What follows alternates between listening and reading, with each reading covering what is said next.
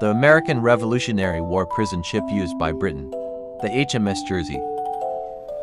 The HMS Jersey started its life as a 60-gun fourth-rate ship of the line of the Royal Navy, built to the 1733 proposals of the 1719 establishment of dimensions at Plymouth Dockyard, and launched on June 14, 1736.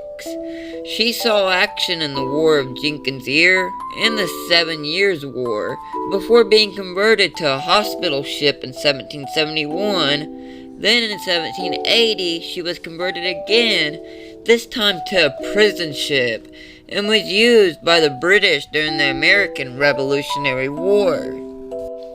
In the winter of 1779, she was hawked and converted again into a prison ship in Wallabout Bay, New York, which would later become the Brooklyn Navy Yard. There she was used by the British to house Patriot prisoners of war, which primarily consisted of captured Continental Army soldiers. The conditions in which the prisoners on board Jersey were kept in were abysmal at best. Men were crammed below decks with no natural light or fresh air, and the daily rations given to them were meager and insufficient. Up to 1,100 men were imprisoned on board a ship designed for a 400-man complement of sailors, and historians have estimated that roughly 8,000 prisoners were registered by the British as being on board Jersey over the duration of the Revolutionary War. British defeats during the war worsened the treatment experienced by prisoners on board Jersey, as angered guards took out their frustrations on the ship's prisoners. Roughly 12,000 American prisoners of war died on board British prison ships before the end of the war.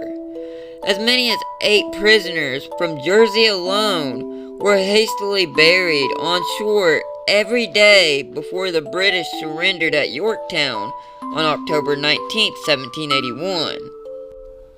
Sailor and future abolitionist James Forten was one of those imprisoned aboard her during this period after being captured in a privateer.